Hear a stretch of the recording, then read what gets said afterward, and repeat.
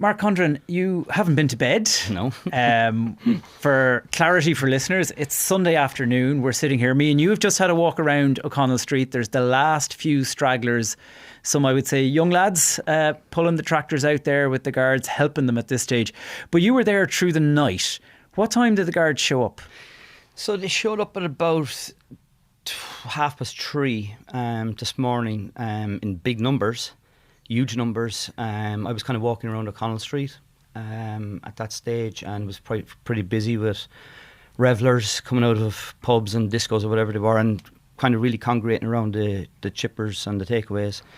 So just all of a sudden, obviously the way they planned it was a lot of guards, uniformed guards, came from side streets and then started closing off the side streets so people can't move up.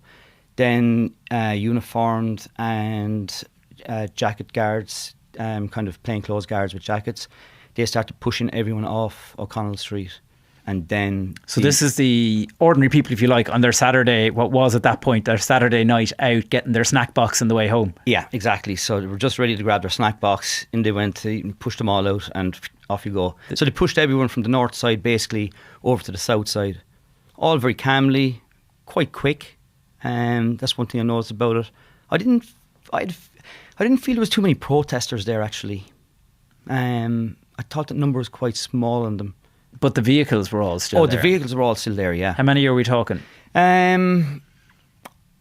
Maybe 30. 30. And they're lined the whole way, basically, from the GPO to O'Connell Bridge. That whole area closed off. On both sides.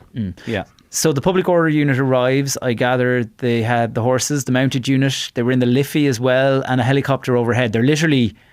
had the place surrounded. Yeah, it was totally surrounded with a massive show of force, a huge show of force. But I suppose to give you a bit of colour on it, the way it was it started, the uniforms coming in, and then the horses were at the back, and then when they started pushing off, then the right guards, the public order unit started pushing. They really cleaned the street. And they pushed it up. They went up, I'd say it was all over within a half an hour.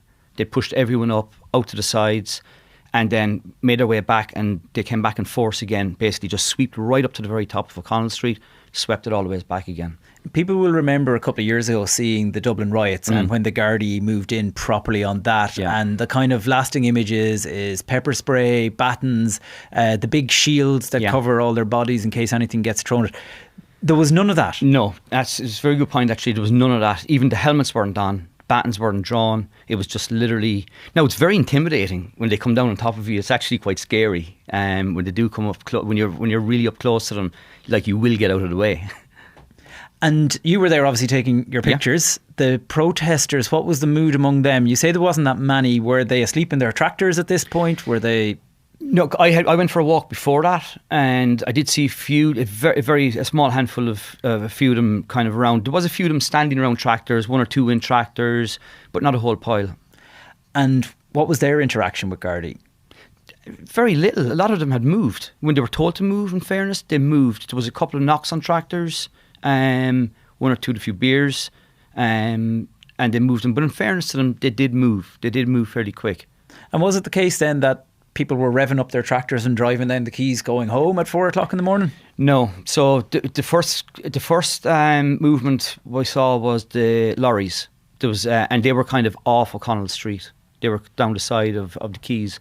So there was 3 of those tractors first to move. And then I'd say when they saw kind of 1 or 2 moving, they were there, okay, let's go. But I think the guards, they kind of... Look, I was talking to one of the guards up there, and they were kind of saying, look, they were kind of ready to go. They were ready to go. They just wanted something, I'd say, to push, and they were ready to go. They were tired, worn out? They were tired, worn out, I think, yeah. I think so. I think that'd be fair to say, yeah. Was there any sign of victory, if you like? Because we're going to talk with Maeve in a couple of moments about the moves that are now being made by government to kind of try and satisfy people, if you like. Was there any sense of that, or was it much more, it's over, let's just go home? Yeah, I think it was over, just let's go home. It was, and think about it too, right? It's 3:30, 4 o'clock in the morning.